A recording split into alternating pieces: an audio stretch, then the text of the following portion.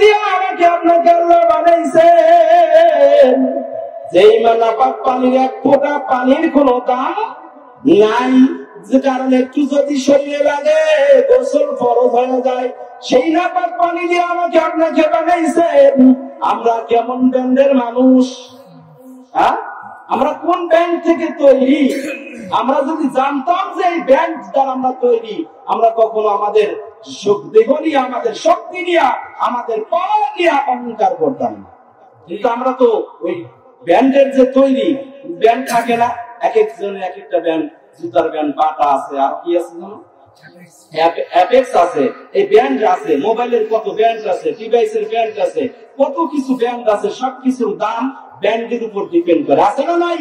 আর আমরা এমন একটা ব্যান্ড থেকে তৈরি যেটা কোনো মূল্য নাই, শরীরে লাগা মাত্র আপনার গোসল ফরজ হয়ে যায়। তাহলে কেমন জিনিসটা আমাকে আপনাকে বানাইছে?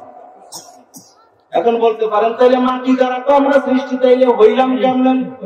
এখন আসেন বিজ্ঞানের থিওরি, বিজ্ঞান যত উন্নত হয় তত কোরআনের পাওয়ার বেড়ে যায়। সুবহানাল্লাহ। বিজ্ঞান কেমনে উন্নত হয়? বিজ্ঞান উন্নত হয় কোরআন থেকে রিসার্চ করে করে বিজ্ঞান আজ উন্নত হচ্ছেন। কেমনে হইলাম? এরা রিসার্চ করে বের করেছেন যে মাটি দ্বারা যে মানুষ তৈরি, এটার ফর্মুলা কেমনে হইল। এই যে নাপাক পানি দ্বারা আমার আপনার মায়ের গর্ভের মধ্যে যখন গেলাম, যেই রাত্রিতে গিয়েছি, সেই সেখান থেকে আল্লাহর হুকুম অনুযায়ী ফেরেশতা ঢুকে যায়। ফেরেশতারা আল্লাহকে বলে, আল্লাহ ছেলে দেব না মেয়ে দেব? সুবহানাল্লাহ। আর আমরা এখন মানুষ কত কিছু আবিষ্কার করেছি, করি নাই? ছেলে দেখার মতো পাওয়ার বেশি আছে, মেয়ে দেখার মতো বেশি আছে, কিন্তু কখন দেখতে পারে? যখন কোনো কিছু করার থাকে না। কথা কানলে কেন? যখন কিছু করার থাকে না তখন দেখতে পারে এটা ছেলে না মেয়ে। ভাইরা আমার, বাজার না আমার, যেই কথা বলতেছিলাম, আমরা যে মাটির থেকে তৈরি, বিজ্ঞানের থিওরি মতে কেমন? বিজ্ঞানী আবিষ্কার করেছে আমরা আসলে মাটি থেকে তৈরি, নাপাক পানি দ্বারা সৃষ্টি না। কারণ এই নাপাক পানিটা সৃষ্টি হয় রক্তের থেকে। কি থেকে? রক্ত থেকে। আর রক্ত তৈরি হয় খাদ্য থেকে, আর খাদ্য তৈরি হয় মাটি থেকে। দুটি আয়াত তেলাওয়াত করেছি। আল্লাহ তাআলা আমাদের দুনিয়াতে পাঠাইলেন, উদ্দেশ্য কয়টা? উদ্দেশ্য একটা। উদ্দেশ্য কয়টা? একটা। আল্লাহ পাক আমাদেরকে পাঠিয়েছেন দুটো জিনিস দিয়ে। কয়টা জিনিস? দুটো জিনিস। একটা হলো মউত, আরেকটা হলো হায়াত। জিনিস কয়টা ভাই বাজান? দুই জিনিস। একটা কি? মউত, মউত মানে মৃত্যু, আর একটা হলো হায়াত মানে দীর্ঘায়ু, মানে আয়ু। এই দুইটা জিনিস দিয়ে আল্লাহ পাঠাইলেন। কিন্তু আল্লাহ বানানোর সময় প্রথমে আগে মউত সৃষ্টি করেছেন। কি সৃষ্টি করেছেন? মউত। আল্লাযী খালাকাল মাউতা ওয়াল হায়াতা লিয়াবলুয়াকুম আইয়ুকুম আহসানু আমালা ওয়া হুয়াল গফুরুর রহিম। আজিজুল গফুর। আল্লাহ তাআলা বলেন যে আমি মউত এবং হায়াতকে সৃষ্টি করেছি তোমাদেরকে পরীক্ষা করার জন্য। কি করার জন্য? পরীক্ষা করার জন্য। আল্লাহ পবিত্র কোরআনে আরেক জায়গায় বলেন, আর দুনিয়া মাজরাতুল আখিরা, দুনিয়াটা হলো আখিরাতের শস্য ক্ষেত্র। দুনিয়াটা কি? আখিরাতের শস্য ক্ষেত্র। বাংলায় বুঝায় দেই, দুনিয়াটা হলো আখিরাতের বাজার স্বরূপ। কি স্বরূপ? বাজার স্বরূপ। আমরা কি বাজার করার জন্য মোহনপুর বাজারে যাই কিনা? বাজারে যাই। এখন মনে করেন, উদাহরণ হিসেবে বলি, এখন আপনাকে আপনার স্ত্রী অথবা মা যেই হোক 500 টাকা হাতে দিয়ে বললো, মা বললো যে বেটা যা বাজারে গিয়া এই কপি কিনবি, বেগুন কিনবি, আলু কিনবি, মরিচ কিনবি, সব মানে যা যা লাগে। এরপরে বলছে যে একটা ইলিশ মাছও কিনিস। ধরেন আপনাকে দিল, টাকা পর্যাপ্ত পরিমাণ দিল। আপনি এবার সেখানে গিয়া কোন বাজার টাজার না কইরা আপনি কি করছেন? চা স্টলে বসে আপনি সব টাকা বন্ধু বান্ধবের সাথে ফুরাই দিলেন। পুরানোর পরে এখন বাড়িতে আসলেন। বাড়িতে এসে বকাবকি করলো মা অথবা স্ত্রী। করার পরে রাত্রিবেলা যখন খাইতে দিছে, এখন যদি আপনি বলেন আমার ইলিশ মাছ গেল কই, আপনি কি বাজার করে ইলিশ মাছ আনছেন? কথা কম না কেন? তাহলে ইলিশ মাছ পাওয়া যাবে? যাবে। ঠিক আল্লাহ আমাদের পাঠিয়েছেন আল্লাহ তাআলা উদ্দেশ্য হলো ওমা খালাকতুল জিন্না ওয়াল ইনসা ইল্লা লিয়াবুদুন। আল্লাহ এখানে একটা শব্দ বসায় দিয়েছেন, ওমা খালাকতুল জিন্না ওয়াল ইনসা ইল্লা লিয়াবুদুন। আল্লাহ বলেন যে আমি জিন এবং ইনসানকে বানাই নাই, ইল্লা বানিয়েছি লিয়াবুদুন, ইবাদতের জন্য। সুবহানাল্লাহ বলেন। আল্লাহ একবার বললেন আমি জিন এবং ইনসানকে বানাই নাই, ইল্লা লিয়াবুদুন, হ্যাঁ বানিয়েছি কিসের জন্য? লিয়াবুদুন, আমার ইবাদতের জন্য, লিয়ারিফুন, আমার মারিফত অর্জন করার জন্য। তাহলে আল্লাহ বানানোর উদ্দেশ্য কি? একটা। কয়টা? হ্যাঁ, একটা উদ্দেশ্য। এই উদ্দেশ্যটা যদি সফল করতে পারি, আল্লাহ বলেন যে আমার উদ্দেশ্য যেটা তোমরা যদি সফল করে আসতে পারো, তোমাদেরকে আমি সফল কাম বানাবো। বলেন সুবহানাল্লাহ। সফল কাম হলো জান্নাত। সফল কাম কি? জান্নাত। সবাই যেতে চায়। আরে জান্নাত কি জিনিস, কিভাবে বানাইছে, জান্নাতের সৌন্দর্য আমরা দুনিয়াটা পাইয়া আমরা মনে করতেছি এগুলোই সব। আসলে দুনিয়াটা কিছুই না। দুনিয়ার চাকচিক্য সৌন্দর্য যেখানে শেষ, জান্নাতের সৌন্দর্য চাকচিক্য সেখান থেকে শুরু। তাহলে দুনিয়ার সৌন্দর্য মনে করি এত কিছু, আর দুনিয়ার সৌন্দর্য যেখানে শেষ, জান্নাতের সৌন্দর্য সেখান থেকে শুরু। একটা জান্নাত 10টা দুনিয়ার সমান। কয়টা দুনিয়া? 10 দুনিয়ার সমান এক জান্নাত আল্লাহ আমাকে আপনাকে দিবেন। চারটিখানি কথা। সেই জান্নাতে যেতে চাইতো কারা কারা চাই? সবাই চাই। যদি তাহলে যাওয়ার মতো কাজ করা লাগবে, উদ্দেশ্য সফল কাম হতে হবে। কি হতে হবে? আল্লাহর উদ্দেশ্যে সফল কাম হতে হবে। আল্লাহর উদ্দেশ্য আমি তোমাদের পাঠিয়েছি মউত এবং হায়াত দিয়া। কি দিয়া? কিসের জন্য? কি বলছি? পরীক্ষার জন্য। কিসের জন্য? পরীক্ষার জন্য।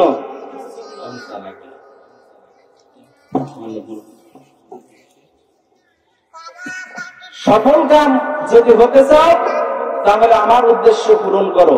আল্লাহ বলেন যে আমার ছেলে নাই, আমার মেয়ে নাই। আল্লাহ কি কেউ আছে? আল্লাহ বলেন এক। আল্লাহ কি এক? বলুন। আল্লাহ বলেন এক। আল্লাহুস সামাদ, আল্লাহ কারো মুখাপেক্ষী নয়।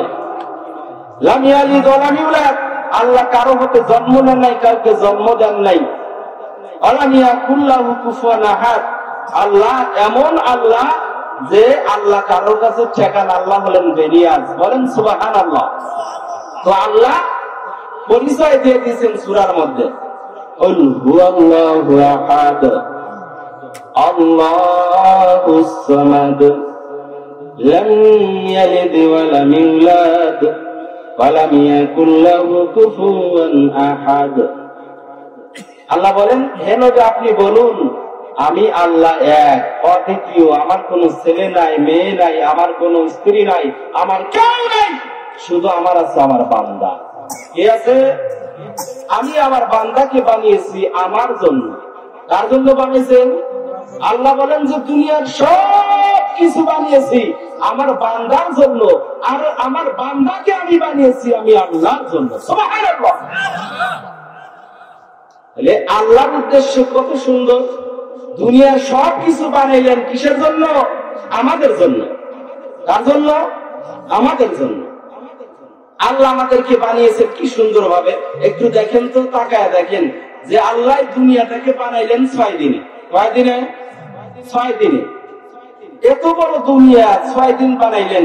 আর যা কিছু আছে আল্লাহ বলছেন কোন হয়ে যাও, সাথে সাথে হয়ে গেছে। কিন্তু দুনিয়াটাকে বানাইতে লাগলো, এত বড় দুনিয়া, বিশাল দুনিয়া 6 দিন। আর আমাকে আপনাকে মায়ের গর্ভে একবার পূর্ণ গঠন দিতে লাগছে 6 মাস। কয় মাস? 6 মাস লাগাইলো। এই মাত্র যখন মায়ের গর্ভে ছিলাম, হয়তো 1 হাত না, মানে মনে করেন 1 ফুট, মানে বোঝানোর জন্য 1 ফুট। তাহলে 1 ফুট দেহটাকে, মাটির দেহটাকে বানাইতে আল্লাহ মায়ের গর্ভে 6 মাস লাগাইলেন। কারণ আছে না নাই? এটা জানার দরকার আছে না নাই? কি কারণে বানাইলেন? 6 মাস কেন লাগাইলেন? আল্লাহ বলেন আমি 6 মাস লাগিয়েছি এজন্য যার যত দাম বেশি তাকে সময় দিতে হয় বেশি। কথা বল না জানো? যার যত দাম তার তত সময় ব্যয় করতে হয়। এই দুনিয়া ধ্বংস করে ফেলবো, মানুষ ধ্বংস হবে না। মানুষ মারার পরেও এই মানুষ আবার এই মাটির থেকেই তোলা হবে, এই মাটি থেকেই তোলা হবে। আল্লাহ কোরআনে কি বলেন? আমরা মানুষ মাটি দেই না? কথা বলেন, মানুষ মাটি দেই না? এই যে গত 3 দিন আগে আমার জায়গাকে মাটিতেই শুয়ে আসলাম, কেউ নাই, ছেলে মেয়ে বেবি বিল বাল বাচ্চা কেউ নাই, একা শুয়ে আছে। আমরা যখন মাটি এক মুষ্টি মাটি দিলাম তখন কি বললাম? মিনহা খালাকনাকুম। দ্বিতীয় মুষ্টি মাটি দিলাম মিনহা নুঈদুকুম। তৃতীয় মুষ্টি মাটি দিলাম মিনহা নুখরিজুকুম তারাতান উখরা। আল্লাহ পবিত্র কোরআনে বলেন মিনহা খালাকনাকুম, এই মাটি থেকেই তোমাকে বানিয়েছি। অমিনহা নুঈদুকুম, এই মাটির থেকে আবার তোমাকে পুনরুত্থান করা হবে। অমিনহা নুখরিজুকুম তারাতান উখরা, আবার এই মাটিতেই আল্লাহ বলেন মিনহা খালাকনাকুম, এই মাটি থেকেই তোমাকে বানানো হয়েছে। অমিনহা নুঈদুকুম, এই মাটি থেকেই, এই মাটির মধ্যেই তোমাকে ঢুকানো হবে। অমিনহা নুখরিজুকুম তারাতান উখরা, আবার এই মাটি থেকেই তোমাকে পুনরুত্থান করা হবে। বিশ্বাস হয়? আল্লাহ যদি এই মাটিতে আমাদের বানাইতে পারেন তাহলে বলেন তো এই মাটিতে আবার ঢুকায় কিনা? কতক্ষণ এই মাটিতে ঢুকায়। আল্লাহ যদি কিঞ্চিত পরিমাণ মাটির মধ্য থেকে আমাদের বানাইতে পারেন তাহলে কেন আবার এই মাটিতে ঢুকাইতে পারে না? ঢুকায় আমরা চাক্ষুষ দেখি, আমরা চোখে দেখি যে আসলে এই মাটিতেই ঢুকতে হয়।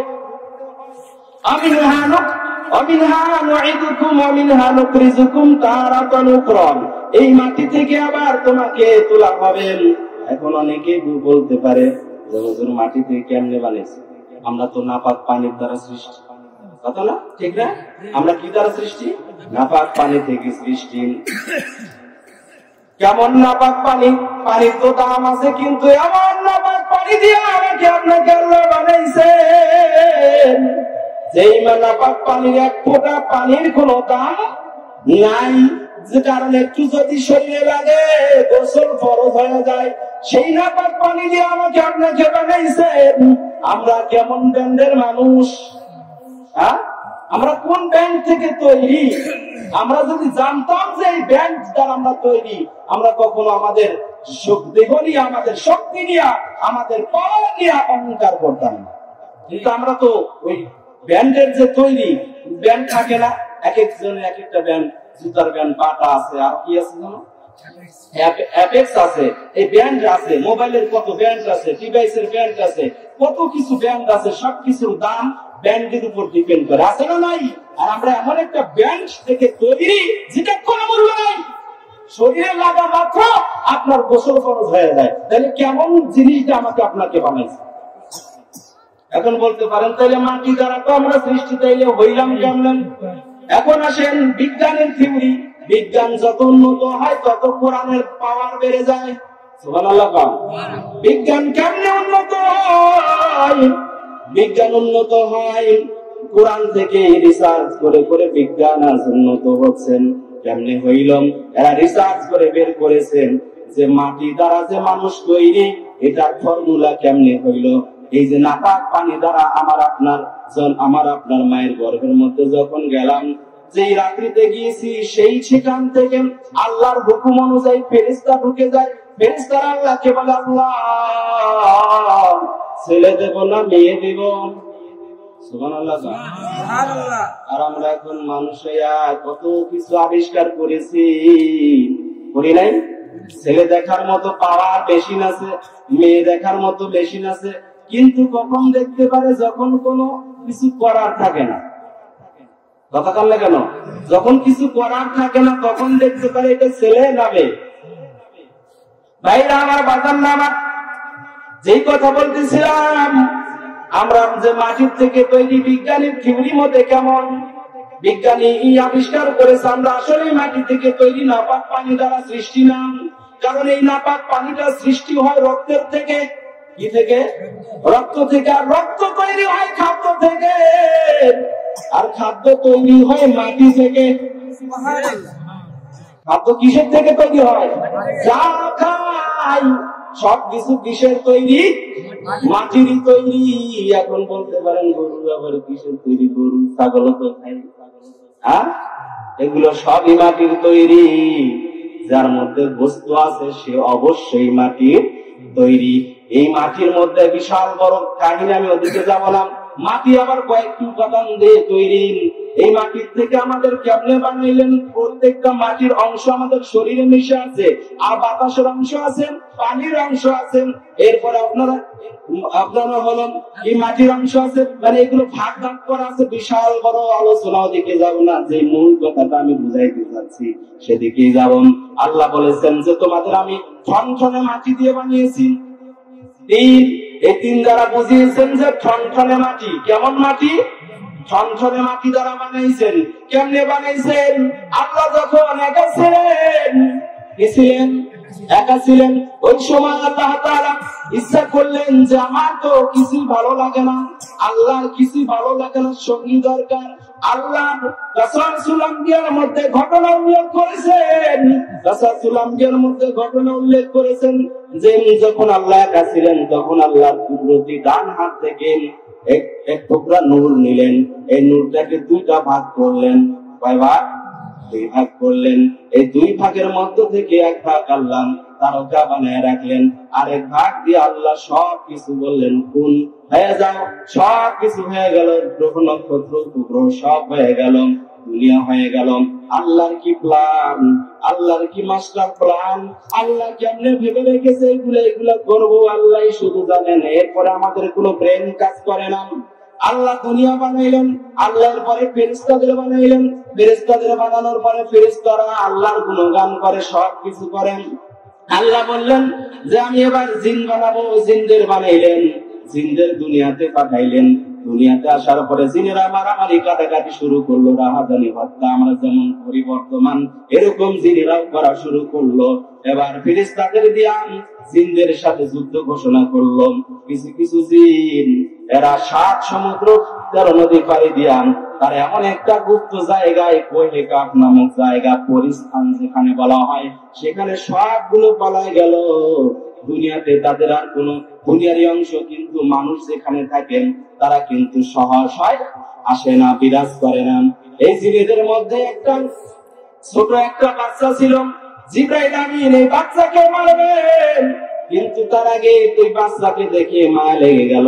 আল্লাহকে বললো, আল্লাহ এই ছোট বাচ্চাকে কেমনে মারবো? জিনের বাচ্চা। বলে আচ্ছা ঠিক আছে, মারার দরকার নেই, তোমাদের দলের মধ্যে এরকম। এবার যেখানে বর্তমান কাবা, যেখানে বর্তমান কি কাবা, সেই জায়গাটায় একটা পাথর আল্লাহর আরশ মাল্লাক আরশে কুরসি থেকে পাঠাইলেন। যেখানে বর্তমান হাজিরা গেসুমা দেয় আসওয়াদ পাথর। কি পাথর? এই পাথরটা তখন ছিল সাদা। কি ছিল? সাদা ছিল। এই পাথরটা ঘিরে সবাই তাওয়াফ করে, ওই ছোট জিনের বাচ্চাও তাওয়াফ করে। এবার তাওয়াফ করতে করতে এমন হয়ে গেল যে সে আল্লাহর প্রিয় হয়ে গেল, আবেদ নাম রেখে দিলেন, ফেরেশতাদের সাথে মিশে গেলেন। এরপরে আশিক নাম রাখলেন, এরপরে আরিফ নাম রাখলেন। এরকম করে করে করে করে আল্লাহ রাব্বুল আলামিন তাকে এমন প্রিয় করে তুললেন যে তার নাম এত সুন্দর করে করে প্রতি ধাপে ধাপে পাল্টায় দেয়। দুনিয়াতে 40,000 বছর, জান্নাতে 40,000 বছর, আসমানে আল্লাহর আরশে আজিমে 40,000 বছর, এই 1,20,000 বছর এক এক কিতাবে এক এক রকম এসেছেন। তবে এটা হলো আসল কথা। 1,20,000 বছর ইবাদত করার পর আল্লাহর সান্নিধ্যে চলে গেলেন। নাম আল্লাহ দিয়ে দিলেন আযাজিল। কি নাম? আযাজিল নাম দিয়ে দিলেন। আল্লাহর প্রিয় হয়ে গেল। এবার সব ফেরেশতাদেরকে ডাক দিলেন। ডাক দেওয়ার পর বললেন যে আমি ইনসান বানাবো, মানুষ বানাবো, তোমরা কি বলো? আল্লাহ কি বানাইতে পারতো না একা একা? কিন্তু বানাইলেন না। আল্লাহ কি করলেন? ফেরেশতাদের দিয়ে মাশওয়ারা। এই যে মাশওয়ারাটা, বর্তমান মাশওয়ারাটা এখন বর্তমান নাই বললেই চলে। আছে এক আছে, সেটা হলো তাবলীগের মধ্যে। কি আছে? তাবলীগের মধ্যে আমি দেখেছি যে কোনো কাজের আগে মাশওয়ারা করে নাই। এই মাশওয়ারাটা ফ্যামিলির মধ্যেও থাকলে কখনো এই ফ্যামিলিতে ঝগড়া বিবাদ হবে না, কিন্তু মাশওয়ারা নাই আমাদের। আল্লাহ ইচ্ছা করলে পারতো যে আমি মানুষ বানাবো, আমি ইচ্ছা করেছি মানুষ বানাবো, আল্লাহ বানাইতে পারতো, কিন্তু না, আল্লাহ ফেরেশতাদের নিয়ে বসলেন যে আমি মানুষ বানাইতে চাই, তোমরা কি বলো? তখনও কিন্তু আমাদের কোনো হাদিস নাই। আল্লাহ তাআলা ফেরেশতাদের ডাক দিয়ে বললেন, বসো, আমি মানুষ বানাইতে চাই, কি বলো? ফেরেশতারা, আল্লাহ আমরা তো আছি, এই এর আগে জিন বানাইলেন, জিন জাতি বানাইলেন, এরা মারামারি কাটাকাটি হত্যা রাহাজানি খুন খারাপি করতো, এরাও এইটাই করবে, এই মানুষগুলো রক্তপাত করবে দুনিয়ার বুকে গিয়া, এগুলো বানানোর দরকার নেই। আল্লাহ বললেন, ইন্নী আ'লামু মা লা তা'লামুন, নিশ্চয়ই আমি আল্লাহ যা জানি তোমরা তা অবগত না, তোমরা তা জানো। আল্লাহ বললেন, আমি মানুষ বানাবই। ফেরেশতারা মত করতে পারলো না, আল্লাহ আপনার ইচ্ছা। আল্লাহ এবার ইসরাফিলকে ডাকতে বলেন, ইসরাফিল যাও মাটি নিয়ে আসো দুনিয়া থেকে। ইসরাফিল এবার মাটি নেওয়ার জন্য যখন দুনিয়াতে আসলেন, মাটির উপরে হাত দিলেন, একই সময় মাটি থর থর করে কাঁপা শুরু করল। মাটি ডাকতে কয়, ইসরাফিল আমার বুক থেকে মাটি নিও না, কারণ আমাকে দিয়ে কি বানাইবে আমি জানি, মানুষ বানাবে, আর এই মানুষ দুনিয়াতে এসে আমার বুকে থেকেই মিথ্যা কথা বলবে, আল্লাহর সাথে গাদ্দারি করবেন, আমি অপমানিত হব, আমার বুক থেকে তুমি মাটি নিও না, আল্লাহর দোহাই লাগে মাটি নিও না। এবার ইসরাফিল চলে গেলেন। ইসরাফিলকে বললো, কি ব্যাপার ইসরাফিল, মাটি কই? আল্লাহ আপনার দোহাই দিছে, মাটি কেমনে আনবো? মানে আল্লাহর হুকুম করছে, সেই আল্লাহর দোহাই দিছে। এই কথা বলার পরে এবার আল্লাহ তাআলা মিকাইলকে পাঠাইলেন। কাকে? মিকাইল আসলো, এসে মাটিকে যখন হাত দিবা, মাটি আবার থর থর করে সব কাঁপা শুরু করলো। ডাক দিয়ে কয়, মাটি কাঁপো কেন? মাটি ডাক দিয়ে কয় যে আমার বুক থেকে মাটি নিয়ে নাম, কারণ এই মাটি দিয়া মানুষ বানাবে, আর এই মানুষ দুনিয়াতে এসে মারামারি কাটাকাটি করবে, একজনের কথা বাংলা গেল। খেলা খেলে আছে না নাই? কেমন খেলা খেলি? ছাড়তে ছাড়তে ছাড়তে ছাড়তে মনে হয় সুতো দিয়ে একটু দাগ দিলে ভালো হইতো। কথা বল না কেন? এমন মুসলমান আছে না নাই? আমার মতো টুপি হলো কত আছে, কত মুরব্বী, চুল পেকে দাড়ি পেকে শেষ, কোপাইতে কোপাইতে একজনের ছাড়তে ছাড়তে মেইন রাস্তাটাই নেই, এরকম নাই? বাদাম কথা বল না কেন? ভাইরা আমার, এবার মাটি থরথর করে কাঁপা শুরু করলো। মিকাইল চলে গেল। এবার পাঠাইলেন জিবরাইলকে। কাকে? জিবরাইলকে পাঠাইলেন। জিবরাইল আসলো। জিবরাইলের বেলায় একই অবস্থা, জিবরাইল তার মায়া দেওয়া বেশি। জিবরাইল এবার ফেরত গেল। আল্লাহ সম্ভব হইল না। বলে, কি ব্যাপার তুমি ফেরত আসলাম? বলে, মাটি আনতে গেলাম, মাটি আপনার দোহাইতে আমার তারাই দিল, আমি কি করবো, আমার তো মায়া দেওয়া বেশি। এবার পাঠাইলেন আজরাইলকে। কাকে? আজরাইলকে পাঠাইলেন। আজরাইল এসে যখন মাটি নিয়ে, মাটি সেই কান্নাকাটি কাকুতি মিনতি করে যে, ভাই আজরাইল আমার বুক থেকে মাটি নিও না, আল্লাহর দোহাই লাগে, আমার বুক থেকে তুমি মাটি নিও না। আজরাইল বলে, ওরে মাটি, তুমি যার দোহাই দিতেছ আমি তো তার হুকুমেই আসছি। যার দোহাই দিচ্ছ আমি তো তার হুকুমেই আসছি, কোন দোহাই টোহাই চলবে না, বলাও সারা, মাটি নিয়েও সারা। মাটি নিয়ে আল্লাহর দরবারে চলে গেলেন। বলেন সুবহানাল্লাহ। এবার সব ফেরেশতারা ফেল, কিন্তু আজরাইল পাস। আল্লাহ ডাক দিয়ে কয়, এত ফেরেশতা পাঠাইলেন, কেউ পারলো না, তুমি আজরাইল কেমনে সম্ভব হইল? আজরাইল কয়, আল্লাহ আপনার দোহাই দিচ্ছিল, কান্নাকাটি করতেছিল, কিন্তু আমি তো নাছর বান্দা, আমি আপনার হুকুমেই গেছি, আবার আপনার দোহাইটাই উল্টা, তাইলে আপনার হুকুম বড় না দোহাই বড়? কথা কয় না? কেউ যদি এখন কয় মানে আল্লাহর দোহাই লাগে, আমি নামাজ পড়বো না, তাইলে কি তাকে বলা যাবে, আসলে তোর আল্লাহর দোহাই লাগছে, যেহেতু কিছু তোর নামাজ পড়ার দরকার নেই? এরকম হবে না। আল্লাহর হুকুম করেছেন নামাজ পড়ো, দোহাই টোহাই কাজ হবে। আমি মাটি নিয়ে চলে আসছি। আল্লাহ এবার বললেন, আজরাইল আমি বুঝে গেছি তোমার মনে কোনো মায়া নাই, অতএব দুনিয়া যতদিন টিকবে, এই দুনিয়াটা যতদিন থাকবে, সব মাখলুকের জান কবজ করার দায়িত্ব তোমায় দিলাম। সব যত মাইয়াত আছে, সবকিছু যত প্রাণী আছে, সবকিছুর দায়িত্ব, জান কবজ করার দায়িত্ব আজরাইলকে আমি দিয়ে দিলাম। বলেন সুবহানাল্লাহ। তাই আমার বাজাল্লামা, এবার আমাদেরকে বানানো, অর্থাৎ আমাদের আদি পিতা আদম আলাইহিস সালামকে বানানোর প্রক্রিয়া শুরু হয়ে গেল। ঘটনা বিশাল, এখানে সংক্ষেপ করে দিলাম, যেহেতু সামনে আবার ইশারের টাইম হয়ে আসতেছে। তো এই আদমকে বানানোর জন্য হুকুম করলেন ফেরেশতাদের। কাদের? ফেরেশতাদের হুকুম করলেন। ফেরেশতারা আল্লাহর হুকুম মতো সবকিছু দিলেন। বডি এই গলা অব্দি, গলা পর্যন্ত বানানোর পরে ফেরেশতারা থেমে গেলেন। ফেরেশতারা কি করলেন? থেমে গেলেন।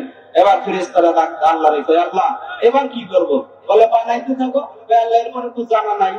সুবহানাল্লাহ। এরপরে কি নাই? জানা নাই। তাহলে চেহারা দিবে, কেমনি দিবে? আল্লাহ বললেন ফেরেশতারা আমি জানি কোন চেহারা দেওয়া যায়। এবার বললেন তোমরা সবাই এখান থেকে সরে যাও। শুধু একজন রয়ে গেছে, সেটা হলো আযাজিল। আযাজিল ডাক দিয়ে কয় আল্লাহ সবাইকে সরাই দিলেন, সবাইকে আমার মতো? সবাই কি আমার মতো? আমি তো আপনার প্রিয় ফেরেশতা, আমি তো আপনার প্রিয় একজন, আমি থাকলে সমস্যা কি? তাইলে ওইদিকে ঘুরে থাকো, আমি কি করব আমি জানি। বলেন সুবহানাল্লাহ। এবার আল্লাহ রাব্বুল আলামিন আমাদেরকে আমাদের চেহারা দেওয়ার আগে দুনিয়াতে তাকাইলেন, গরু বাছুর ছাগল যা কিছু আছে সবার দিকে তাকাইলেন, সবার চেহারা দেখলেন। কারো চেহারাই পছন্দ হয় না, কোন চেহারায় দেওয়া যাবে? কারণ এই মানুষ জাতির মধ্যেই আমার নবীকে পাঠাইবেন, আর আমার নবীর চেহারাটা কেমন হবেন এই জন্য আল্লাহ বাঁচতেছেন, কিন্তু চেহারা পছন্দ হয় না। এবার আমার নবীর চেহারাটা কেমন হবেন, মানুষের জাত, মানুষের চেহারা কেমন হবেন, এই জন্য আল্লাহ রাব্বুল আলামিন সবার দিকে তাকাইলেন, কারণ চেহারা পছন্দ হয় না। আল্লাহ এবার কি করলেন? কুদরতি আয়না সৃষ্টি করলেন। কুদরতি আয়না দিয়ে আল্লাহ নিজের চেহারা দেখলেন। সুবহানাল্লাহ।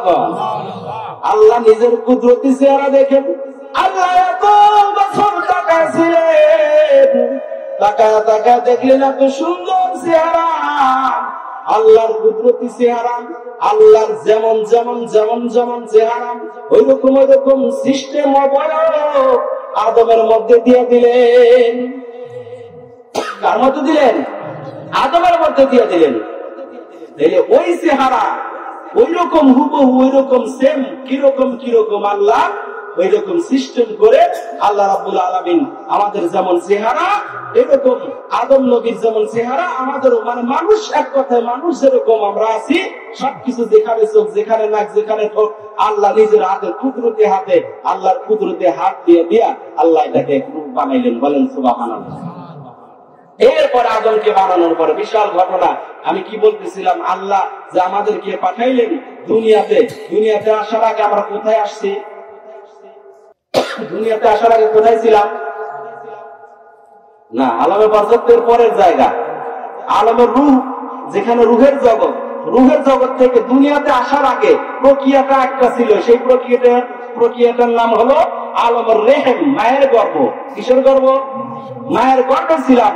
গর্ভের মধ্যে 10 মাস 10 দিন ছিলাম, মুতান্তর যাইছিলাম, যে কয় মাসে ছিলাম, এই কয়েক মাসে আমরা ওখান থেকে আসছি দুনিয়া থেকে যাবো আলমে বারজাখ, কবরের জগৎ। কোন জগতে? কবরের জগৎ, বড় ভয়ানক জগৎ। এই জগতে সবারই যেতে হবে। হাসরের ময়দানে হাজার হাজার লক্ষ লক্ষ মানুষ থাকবে, এরপরে পুলসিরাতেও লক্ষ লক্ষ মানুষ থাকবে, সব জায়গায় জাহান্নামেও যদি যায় জাহান্নামের লক্ষ লক্ষ মানুষ থাকবে। কবর এমন একটি জায়গা, সেখানে শুধু আমি একা থাকবো, আর কেউ নেই। কবরে একা একা থাকতে হবে। তাই আমার বাজানরা, আমার ওই কবরে যাওয়ার আগে আমাদের কি করতে হবে? আল্লাহর হুকুম গুলো পালন করতে হবে। আল্লাহর হুকুম, আল্লাহ বলেন 4টা গুণ নিয়ে কবরে যাইও। কয় গুণ? 4 গুণ। সূরা আসরের মধ্যে বলেছেন ওয়াল আসর, সময়ের কসম, ইন্নাল ইনসানা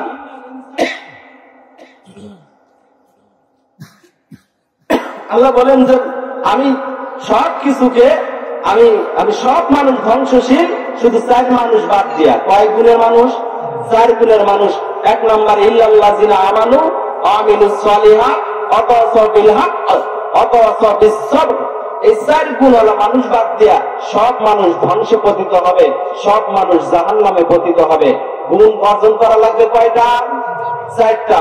1 নম্বর মুখস্থ করেন ইল্লাল্লাযিনা আমানু, ঈমান আনতে হবে আল্লাহর উপরে। কার উপর? আল্লাহর উপর। 2 নম্বরে আমিলুস সালিহাত, আল্লাহর হুকুম সালাত, ভালো কাজ ভালো আমল করতে হবে। 3 নম্বর ওয়াতাসাউ বিল হক, সত্য পথে সর্বদা সবসময় নিজেকে নিয়োজিত রাখতে হবে। 4 নম্বর ওয়াতাসাউ বিস সবর, সব সময় সর্বদা বিপদ আপদ বালা মুসিবতে সবকিছুতে ধৈর্য ধারণ করা লাগবে। কি করা লাগবে? ধৈর্য ধারণ করা লাগবে। আমাদের ধৈর্য নাই বললেই চলে। আছে ধৈর্য নাই? কেমন ধৈর্য নাই? আমাদের এমন হয়ে গেছে আমাদের ধৈর্য নাই বললেই চলে। ধৈর্য ধারণ করেছেন ইব্রাহিম আলাইহিস সালাম, ধৈর্য ধারণ করেছেন মুসা আলাইহিস সালাম, ধৈর্য ধারণ করেছেন ইয়াকুব নবী। ইয়াকুব নবীরে তো সবাই চেনেন।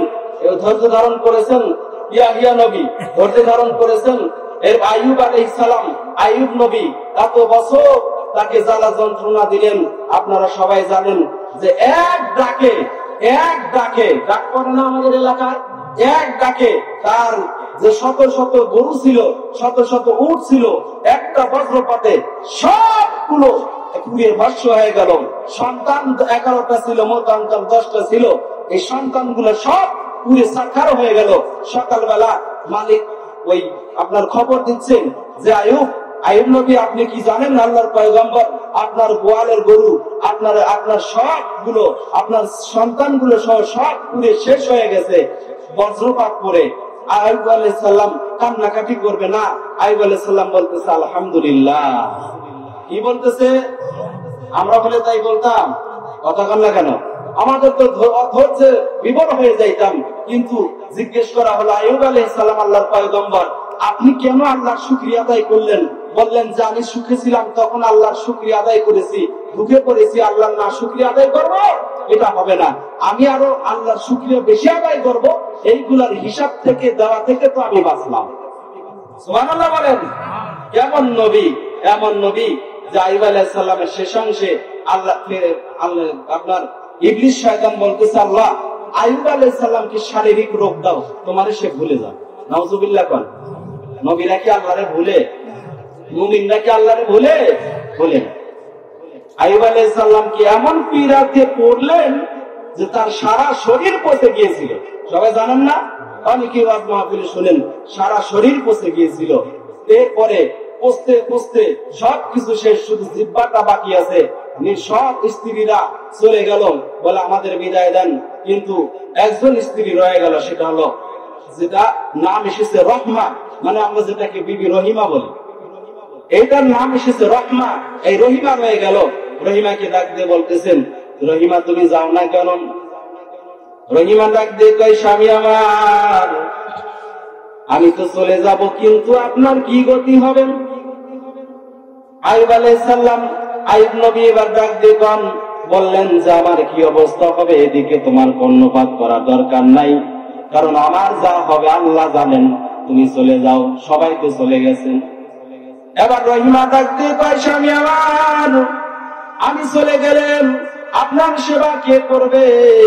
বলে আমার গা পচে গেছে, আমার সবকিছু পচে গেছেন। আইয়ুব আলাইহিস সালামের এমন পীড়াতে ধরেছেন যে তার পোকাগুলো তার গায়ের ওই ফসলের পোকাগুলা খসে খসে জমিনে পড়ে যায়। আর আইয়ুব আলাইহিস সালাম এমন ধৈর্যবান লোক, পোকাগুলোকে আবার শরীরে ক্ষতস্থানে তুলে দিয়ে কয়, পোকারে তোরে বানাইছে আল্লাহ আমারে খাওয়ার জন্য, তুই খা, কারণ তুই যদি না খাস আমার পরীক্ষা হবে না। আল্লাহ তো আমার পরীক্ষা নিচ্ছে, ধৈর্যের পরীক্ষা। আল্লাহ তুমি আমার যতই পরীক্ষা নাও, আমারে তুমি জিহ্বায় পরীক্ষা নিও না, কারণ এই জিহ্বা দিয়া আমি তোমারে ডাকি, এই জিহ্বাও যদি নষ্ট হয়ে যায় রে আল্লাহ, আমি তোমারে কি দিয়া ডাকবো? কি দিয়া ডাকবো রে মালিক? কারণ এই জিহ্বাটা তুমি ভালো রাখিও, এই জিহ্বা দিয়া তোমার তোমার জিকির করি, তোমারে ডাকি, এই জিহ্বা দিয়ে তোমারে স্মরণ করি, এই জিহ্বার তুমি কোনো ক্ষতি করো না রে মালিক। এবার আল্লাহ বললেন যে ঠিক আছে, আমি জিহ্বারে ঠিক রাখলাম। এবার বিবি রহিমা ডাক দিয়ে কই, স্বামী আমার, আমি যদি চলে যাই আপনার কি অবস্থা হবেন? অতএব আপনি যতদিন আমার শরীরে রক্ত আছে ততদিন পর্যন্ত আমি আপনার সেবা করব, কারণ আমার তো হায়াতের জিন্দেগিতে কোনো আমল নাই। কঠিন হাসরের দিন যদি আল্লাহ জিজ্ঞেস করে, রহিমা কি আমল নিয়ে আসছো, বলো কি আমল নিয়ে আসছো, তখন আমি যেন বলতে পারি, রে মালিক আমি এমন একটা আমল নিয়ে আসছি, আপনার পয়গম্বর আপনার নবী, আমি স্ত্রী ছিলাম, তাকে আমি সারা জীবন সেবা করেছি, আল্লাহ যদি এটার মাধ্যমে আমারে মাফ করে দেয়, একটা উসিলা দিয়ে আল্লাহ মাফ করে দিতে পারেন কিনা? কথা বল। আল্লাহ তো উসিলাই বাঁধবেন, উসিলা খুঁজবেন, বান্দাকে কোন ইবাদতের জন্য জান্নাতে দিবে না, আল্লাহ কারণ কোন ইবাদতে খুশি হয়ে জান্নাতে দিবে না, আল্লাহ খুঁজবেন উসিলা, কোন উসিলায় বান্দারে জান্নাত দেওয়া যায়। কারণ আমার আপনাকে যে নিয়ামত দিয়েছেন, এই নিয়ামত এক গ্লাস পানির দাম যদি আল্লাহ চান দিতে পারবো? এক গ্লাস পানির দাম দেওয়া সম্ভব না। আল্লাহ কি সুন্দর করেন, হাসরের ময়দান যখন শুরু হয়ে যাবে তখন আল্লাহ রাব্বুল আলামিন ডাকতে বলবেন, বান্দা বলো তুমি কি নিয়ে আসছো? বলে আমি হজ করেছি, যাকাত দিয়েছি, রোজা রেখেছি, নামাজ পড়েছি, তাসবিহ জিকির আজকার সব কিছু করেছি। বলবে বান্দা কি গুনাহ করেছো? বলে আল্লাহ যে গুনাহ করছি তুমি মাফ করে দিয়েছো। বলবে বান্দা যাও জান্নাতে যাও। জান্নাতে যাইতে লাগবে, তার আগে জিজ্ঞেস করবে তুমি যে জান্নাত যাচ্ছ তুমি কিসের বিনিময়ে? বলে আল্লাহ আমি আমল করেছি, নেক আমল করেছি, এই কারণে আমি জান্নাতে যাচ্ছি। বলে না না, আমার রহমত ছাড়া তুমি জান্নাতে যেতে পারবা না। কি ছাড়া? আল্লাহর রহমত ছাড়া জান্নাতে যাওয়া সম্ভব নয়। আল্লাহ এবার ডাকতে বললেন, তখন বান্দা বলে আল্লাহ তোমার রহমতের দরকার নাই, আমার যে আমল আছে আপনি তো গুনাহ মাফ করে দিয়েছেন, আমার এই আমলের জন্য আমি জান্নাত যাব, আমলের জন্য জান্নাত যেতে চাই। আল্লাহ বলেন ঠিক আছে যাও। এবার যাইতে লাগবে, জাহান্নামের একটু আঁচ লাগবে, পানি পিপাসা হয়ে যাবে, এমন পিপাসার্থ হয়ে যাবে যে সাথে সাথে পিপাসার্থ হয়ে বলবে পানি পানি, ফেরেশতারা আবার পানি নিয়ে ঘুরতেছে, বলে পানি লাগবে কার, পানি লাগবে কার? পিপাসার্থ বান্দা বলবেন যে আমার পানি লাগবে, পানি দাও। বলে এক গ্লাস পানির দাম 500 বছরের ইবাদত। বলে ঠিক আছে আমার 500 বছর ইবাদত আছে, নাও নিয়ে তো আমার পানি দাও, আমার আগে বাঁচাও, কারণ এমন পিপাসার্থ হয়ে গেছে পানি ছাড়া উপায় নাই। এক গ্লাস পানির দাম 500 বছরের ইবাদত বিক্রি হয়ে গেলাম। এবার আল্লাহ ডাক দিয়ে কয় বান্দা এবার কি জান্নাতে যাইবা? বলে আল্লাহ জান্নাত তো যাবো, আমার তো আমল আমি শেষ করে দিছি। বলে কেমনে সম্ভব জান্নাতে যাওয়া? বান্দা তোমার কি মনে আছে আমি রহমতের কথা বলেছিলাম? বলে মালিক তোমার রহমত ছাড়া কারণেই সাধ্য নাই জান্নাতে যাওয়া। আল্লাহর রহমত লাগবে, কার রহমত? ইবাদতের বিনিময়ে জান্নাত যাওয়া সম্ভব হবে। তাহলে কিসের মাধ্যমে যাব? আল্লাহর রহমতের মাধ্যমে, তাছাড়া উপায় নেই। আল্লাহর রহমত কি? আল্লাহর রহমত দুনিয়াতেও আছে। কোথায় আছে? রহমত গুলো শুনতে রাজি আছেন? রহমত গুলো হলো আল্লাহর 5 ওয়াক্ত নামাজ। কয় ওয়াক্ত নামাজ?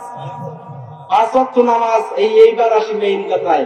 নামাজ তো সবাই করি, কিন্তু নামাজ কবুল হয় না। কি হয় না? কবুল হয় না। কারণ আমাদের সিজদাটা সিজদার মতো হয় না, রুকুটা রুকুর মতো হয় না। আল্লাহ বলেছেন যে বান্দা নামাজটা তুমি মিরাজের মতো আদায় করো। কিসের মতো?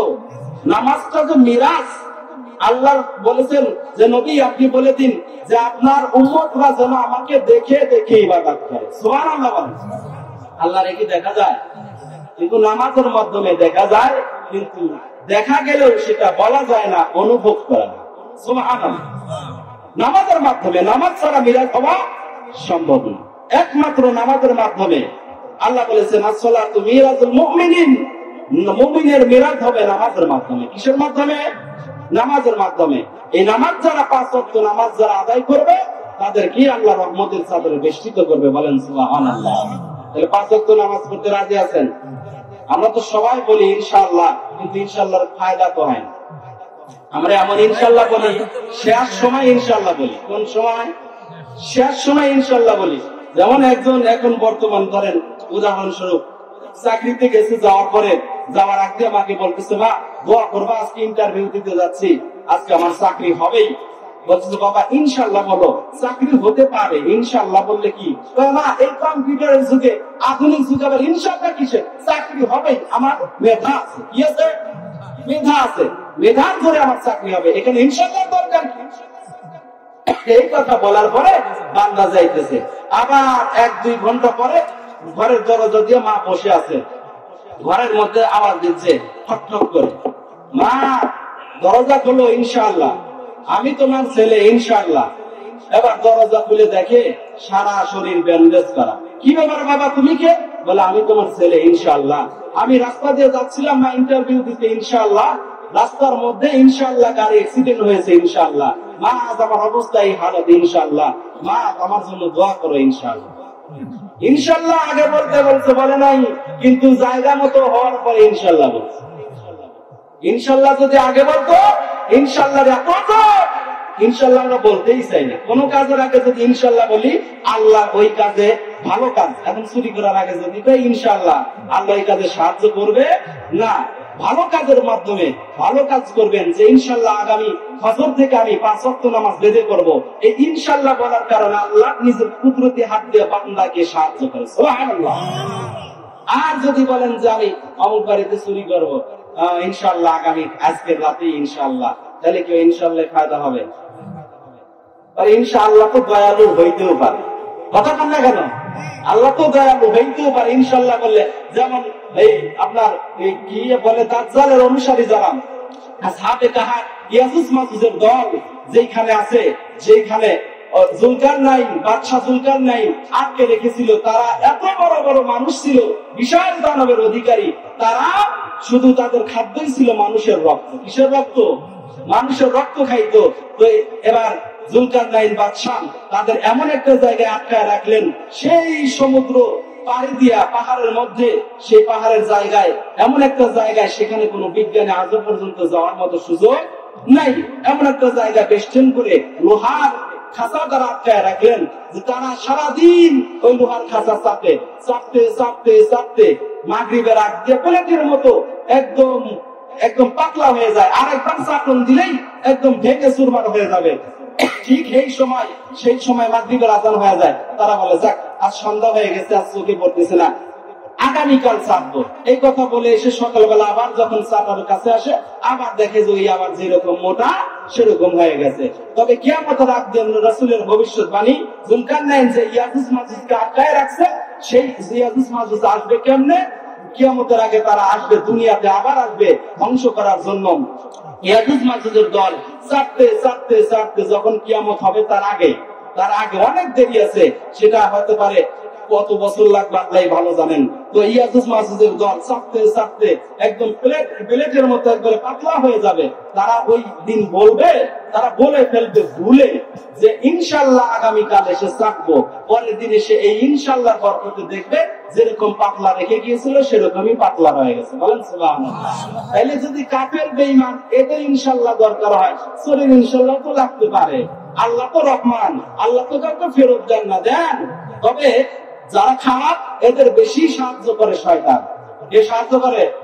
শয়তান সাহায্য করে বেশিরভাগ। এই জন্য আমরা সবসময় শয়তান থেকে দূরে থাকবো, ইনশাআল্লাহ শয়তান থেকে দূরে থাকবো। শয়তান কিন্তু গ্রামে গ্রামেও মারামারি বাজায় দেয়, বিশ্বাস হয়। যেমন আরেকটা ঘটনা মনে পড়ে গেল, আপনার কি বলে, শয়তানি ডায়েরি নামক 6ষ্ঠ খণ্ডের মধ্যে ঘটনা উল্লেখ করেছেন, যে ওই জায়গায় যে একদিন ইবলিস শয়তান একটা মুরব্বির বেশ ধরে একটা গুড়ের দোকানে গেছেন। কিসের দোকান? গুড়ের দোকানে গিয়ে বলতেছে, বাবা 1 চিমটি গুড় দেবা? এবার বলতেছে মুরব্বি, 1 চিমটি গুড় নিয়ে কি করবা? ওদিকে কি পেয়েছে বাবা? ওদিকে কি ভাই? ওদিকে কোনো সমস্যা? এদিকে দেখ। এবার হ্যাঁ, কাম ঠিক থাকলে ভালো। এবার গুড়ের দোকানদারের কাছে গিয়ে বলতেছে, 1 চিমটি গুড় দাও। এবার গুড়ের দোকানদার বলতেছে, 1 চিমটি গুড় নিয়ে কি করবা? আবার বলতেছে, আমার দরকার দাও। এবার 1 চিমটি গুড় দিল। এই গুড়টা এবার ইবলিস কি করলাম, তার ওই দোকানের সামনে একটা ব্রেঞ্চ পাতা ছিল। ব্রেঞ্চ কি? ব্রেঞ্চ মানে আসন ছিল। আসনের উপরে এইভাবে লাগায় দিলেন। লাগায় দিয়ে দূরে দাঁড়ায় আছেন। এবার ওখানে ওই ব্রেঞ্চের তলায় একটা ছিল আপনার টিকটিকি বন্ধের উপরে উঠে এসে ওই যে গুড় চাপতেছে, কি চাপে? গুড় চাপতেছেন। এবার ওই ব্রেঞ্চের পাশেই ছিল একটা বিড়াল। এবার ওই ছোট টিকটিকিকে ধরার জন্য ভাত পেতে, মানে চোখ বড় বড় করে আছে। ঠিক এমনি সময় ওই ব্রেঞ্চের পাশে বিড়ালের, মানে ব্রেঞ্চের অপর পাশে একটা কুকুর ছিল অন্য দোকানদারের। এই কুকুরটা চিন্তা করতেছে, ওরে বিড়াল, তুই আজ এত বড় বড় চোখ করছিস, তোর এত বড় স্পর্ধা, আমার দিকে তাকাই আছিস। আসলে কি তাকাইছে বিড়ালের কুকুরের দিক নাকি টিকটিকির দিক? কিন্তু ও মনে করতেছে আমার দিকে তাকাইছেন। এবার কুকুরটা ছিল এমন খারাপ, কুকুর একটা হামলা করছেন, ওই আপনার বিড়াল কুপকাত হয়ে গেছেন। ওই বিড়ালের মালিক ছিল যেই গুড়ের নিচে ওই গুড়ওয়ালা। এবার এই অবস্থা দেখেন, গুড়াল একটা খাইতে দিয়ে, মানে একটা লাঠি দিয়ে এমন ধরে কুকুরের মাথার উপর বসেছে, কুকুর ঘেউ ঘেউ করে উঠছেন। পাশের দোকানদার বলে, কি রে এত বড় তোর স্পর্ধা, তোর এত বড় সাহস, তুই আমার কুকুরকে মারলি, মাথা ভেঙে দিলি? বলে তোর কুকুর আমার বিড়ালকে মারছে। বলে সেটা তো কুকুরে আর বিড়ালে লাগছে, তুই মাথা ভাঙলি কারণ? বলে তোর এত বড় সাহস, তোর বাড়ি কই? বলে অমন জায়গায়, বোঝেন নেই? বলে আমার পাওয়ার তুই জানিস? বলে তুই কি আমার পাওয়ার জানিস? কথা কাটাকাটি করতে করতে এক পর্যায়ে মারামারি। দুইজনের 2 গ্রাম বাড়ি ছিল, একজন ধরেন ওই গ্রাম, আরেকজন ধরেন ওই গ্রাম, মানে দুই গ্রামে পাওয়ার আলা মানুষ বেশি ছিল আগে, এখন আর সেই দিন শেষ। সেই দিন কি শেষ? এবার বলতেছেন আমার পাওয়ার তুই জানিস? আমি কোন গ্রামের মানুষ? বলতে আমার পাওয়ার জানিস? তোর লোক নিয়ে কালকে আগামীকাল একদম ঘড়ি ধরে 10টার সময় মারামারি হবে। ঠিক হলো, তাই হলো। এবার লোকই বসে নিয়ে যে যেমন পারে যা নিয়ে বসে নিয়ে সব কিছু নিয়ে মারামারি শুরু করলো। শয়তান এবার ফাঁকে থেকে চিন্তা করে, হায় রে, 1 চিমটি গুড় দিয়ে কিনা করা যায়? 1 চিমটি গুড়ের এত বড় শুধু লাগায় দিছি ব্রেঞ্চের উপরে, লেগে গেছে লগি বইটা। কথা কি বুঝতেছেন? এভাবেই শয়তান কাজ করে, কিন্তু আমরা ঘূর্ণাক্ষরে টের পাই না। আসলে শয়তানেরই কাজ, কিন্তু এটা কোন শয়তান এটা আমরা ধরতে পারি না। এর মধ্যে শয়তান আবার 3 প্রকার। শয়তান কত প্রকার? 3 প্রকার। শুনে রাখেন, 1 নম্বর জিন শয়তান, 2 খাবিস শয়তান, 3 নম্বর মানুষ শয়তান। এবার বলতে পারেন যে বাবা হুজুর, যদি মানুষ যদি শয়তান হয়, মানুষ তো আল্লাহর সৃষ্টি, শ্রেষ্ঠ জীব, আশরাফুল মাখলুকাত, এবার শয়তান হয় কেমনে? প্রশ্ন আসতে পারে না? আসতে পারে। তাহলে এবার শয়তান হয় কেমনে? তাহলে একটা শুধু উদাহরণ দেই। রমজান মাস আল্লাহ মূল ইবলিস শয়তানটারে কি করে? আসল শয়তানটারে বেঁধে রাখে আগুনের শিকল দ্বারা, বেঁধে রাখে জাহান্নামের খুঁটির সাথে। আর রমজান মাসে বেঁধে রাখার পরে শয়তান আর কুমন্ত্রণা দেওয়ার মতো কোন শয়তান থাকে না। এবার আসুন, এবার মোহনপুর বাজারে আপনি মনে করেন উদাহরণস্বরূপ যাইতেছেন, এখন মাঝে মধ্যে দেখেন চা স্টল, এই চা স্টলে আবার রেড সিগন্যাল দেখা যায়। রেড সিগন্যাল বুঝেন? মানে লাল কাপড়ের আসন দেখা যায়, লাল কাপড় দিয়ে পর্দা দিয়ে রাখছে। আবার একটু নিচ দিয়ে তাকাইলে কিছু স্যান্ডেল আর পা দেখা যায়। কিন্তু বলি পাওয়ালা কি? এখন একটু আমি যদি এই পর্দাটা উঁচু করি, এখন দেখি ও মা, এগুলো সব দাড়িওয়ালা টুপিওয়ালা, এগুলো কি করে এখানে? কথা কর না কেন? তাহলে মানুষ শয়তান হতে পারে কিনা? পারে। এগুলোই হলে মানুষ শয়তান। রমজান মাসে প্রকাশ্যে তারা এগুলো করতে থাকে, প্রকাশ্যে ধূমপান করে, আবার বড় বড় কথা কয়, এই আল্লাহকে দেখেই ভয় পাই না, মানুষকে দেখে ভয় পাওয়া লাগবে, এরকম বলে কিনা? সাইজ হবে একদিন কবরে গেলে। এটাকে সাইজ হওয়ার মতো কায়দা নেই। আমরা সোজা হব মরার পরে, মরার আগে আর সোজা হচ্ছি। এমন সোজা করবে যে সোজাটা চকলেটের মতো করে টেনে টেনে, চকলেট আমরা নাবিক আগে 1 টাকায় 4টা নাবিক একটা চকলেট ছিল না, যেমন চকলেটের মতো করে 2 পাশে মোড়ানো, বর্তমান কাপড় তো এরকমই মোড়ায়। এরকম করে টান টান করে মোড়াইবে। সাপ ব্যাং কি বন্ধু নাকি শত্রু? কথা কেন? সাপ আর ব্যাং বন্ধু না শত্রু?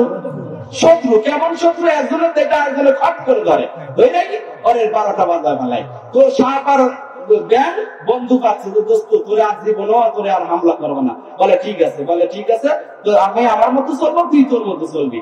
এবার দুজন একসাথে যায়, এখন লাভ দিয়ে যায়, আর একজন একটু সাপ কি এঁকে বেঁকে যায়, ঠিক না? সোজা হয়ে যায়, এঁকে বেঁকে যায়। এবার ব্যাং বলছে, দোস্ত সবকিছু ভালো লাগলো, বন্ধু হইলাম ভালো কথা, কিন্তু তুমি যে বেঁকে বেঁকে চলো, সোজা হয়ে চলতে পারো না? তুমি কি সোজা হতে পারো না? এবার বলতে চাই দাদা, আমি না বলছি যে যার মতো চলবি, তুই তো লাফায় লাফায় চলিস। আমি কি বলছি তুই স্থির ভাবে চল? বলে আমার ধরনই লাফায়, আমার ধরনই আঁকা বাঁকা। বলে না, তারপরও কিরকম যেন দেখা যায়, একটু সোজায় চলতে পারো না? এবার রাগ সাপ রেগে গেছে, রেগে যাওয়ার পরে বলতেছে, তোর এত বড় আসপতা, ফস করে ফেনা ফোনা তুলছে। এবার ব্যাং ভয় পেয়ে লাফ দিয়া পুকুরে গেছে। লাফ দিয়ে কোথায় গেছে? পুকুরে গেছে। এবার সাপ ওখানে দাঁড়ায় আছে। এবার ওখানে পাশেই ছিল রাস্তা, রাস্তার পাশ দিয়ে একজন মনে করেন যে একজন বেকায়দা মার্কা লোক, মানে কিছু দেখলেই বাড়ি মারে, এরকম লোক যাইতেছে, যাইতে সময় দেখেন সাপ ওইখানে ফানা বুঝেছে। এর সাপ লাঠি দিয়ে দিচ্ছে মাথার উপর বাড়ি, সাপ একবারে মানে মরে একদম চিৎপাটাং হয়ে গেছে। এবার ও কি করছে, ও রাস্তার এদের পাশে একবার মার দিচ্ছে, কয় হাত দিত, 4 হাত হয়ে গেছে, সোজা করে রেখে দিচ্ছে। ওর ব্যাং টুকুস করে মানে পানি থেকে উঠে এসে সাপের কানের কাছে গিয়ে বলে, বন্ধু আমি তো তোমারে বলছিলাম কি সোজা হয়ে চলো, সেই সোজা হইলা, মরার পরে সোজা হইলা। আমাদেরও একই অবস্থা, আমরাও সোজা হব। এখন আমরা বড় বড় কথা বলি, তবে আমরাও সোজা হব। ওই সময় মরার পরে যখন ধোয়ানোর পরে কাকলিতে তুলে একদম কান কান করে বেঁধে যখন চকলেটের মতো করে পেঁচাবে, তখন সোজা হয়ে যাব। তখন